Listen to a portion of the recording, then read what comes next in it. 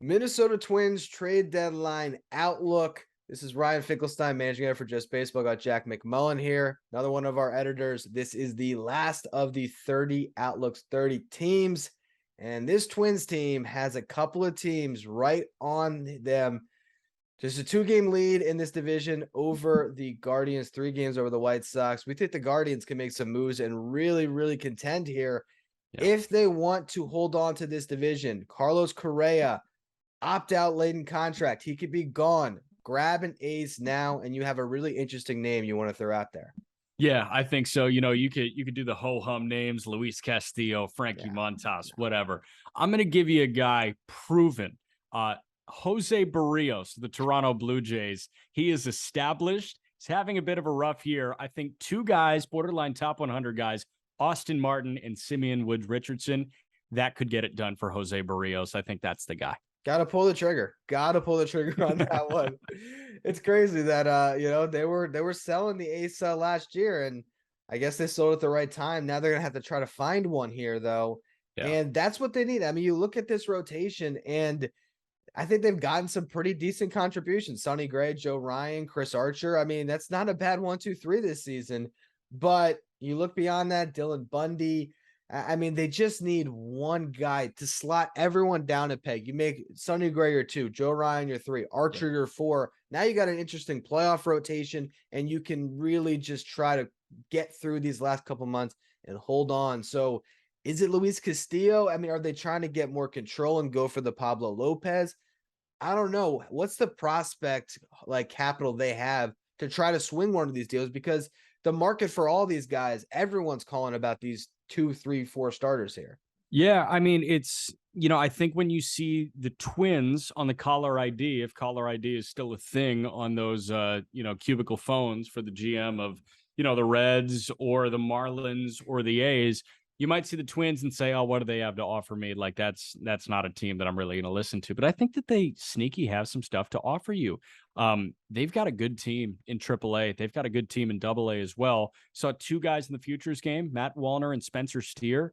I don't think those 2 will be available, particularly Wallner, but I think Steer could be the headliner for a Frankie Montas or a Luis Castillo. Steer and a couple of overperforming AA and high A guys, I think can get it done. I do think Minnesota has the capital to go get a Frankie Montas, a Luis Castillo, or a Pablo Lopez. And I'm with you, man. If you just slot everybody down and insert a 1, you feel so much better about this rotation. Sonny Gray is your 2 instead of your ace. Many teams in baseball will take that. Joe Ryan is your 3 instead of your 2. Many teams are going to take that. And then who thought that Chris Archer and Devin Smeltzer were going to give you 4 ERAs? A 4 ERA is fine from back-end starters. I'd rather have those 2 as my 4 and my 5 than my 3 and my 4 and have to worry about a 5th spot. If I had to pick one, I think that Pablo Lopez makes a lot of sense for Minnesota. What do you think? You got the extra control. And I think that that's important to a team like Minnesota because even if they do make the playoffs this year, we don't know if they're going to make a deep run. One thing that I think, since we've been doing all of these teams from the American League today, we were talking about the Angels before. And this, what do they do with Trout and Ohtani? You look at the Twins with Buxton and Correa right now, and you don't know how long you're going to have these 2 dynamic talents together. And that is the thing, though, is if you do get into the dance with them, you really never know because you could have the best 2 players on the field in any given series and right up the middle as well. Yeah, 100%, man. I think that this offense is dangerous. And I think that Correa, if Minnesota does win the AL Central and they avoid the wild card and they host the ALDS, if they make the ALCS, Correa's coming back. I will stamp that.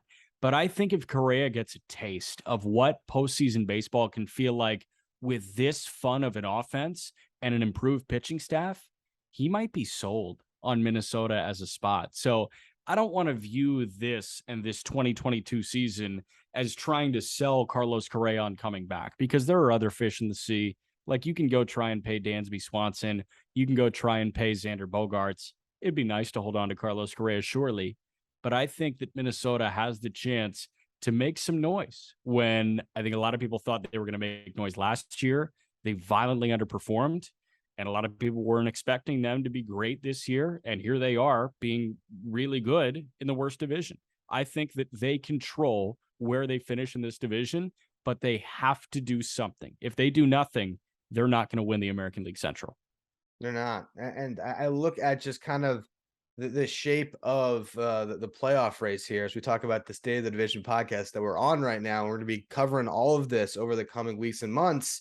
Yeah. I look at two divisions that stand out to me. You have the NL East, and it's just that's the best race that we're going to talk here about. Two powerhouse teams just going head to head. They're about to play 9 games out of 15 in August. That's going to be so much fun to see them battle out for division. That's really exciting to me. And then I look at this AL Central, and we got 3 teams in the mix.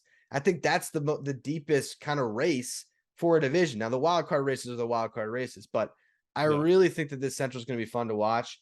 And you do not want to go to this deadline if you're the Twins and come away with nothing when one of these other 2 teams could maybe, if it's the Guardians and they get Sean Murphy and Josh Bell, like we were talking about, the White Sox get Jock Peterson and they make some moves, and you're just sitting there saying, oh, we didn't do anything. You're going to regret it. I can't believe you just said that the American League Central is going to be fun to watch, because it hasn't been fun to watch so far this year. But you know what? Give me the last 2 months of the AL Central, baby. Our time to shine. Our time is now. I just like, some divisions that are close, and the other ones are pretty much gone. But you're right. I guess the baseball that you might be watching might not be the most exciting, but you're going to be scoreboard watching a lot of 2-1 games, and those can decide a playoff race. 100%, man. Listen, college baseball, like Vanderbilt would lose 25-0 to the Oakland A's, but Vandy, when they were winning the national championship, were a hell of a lot more fun to watch than the Oakland A's this year. Exactly right. Well, that was our outlook on the Minnesota Twins. We've now completed it. 30 outlooks, 30 teams. You can find all of them at the State of the Division YouTube channel, also at our podcast feed, State of the Division, and all of the write-ups at justbaseball.com.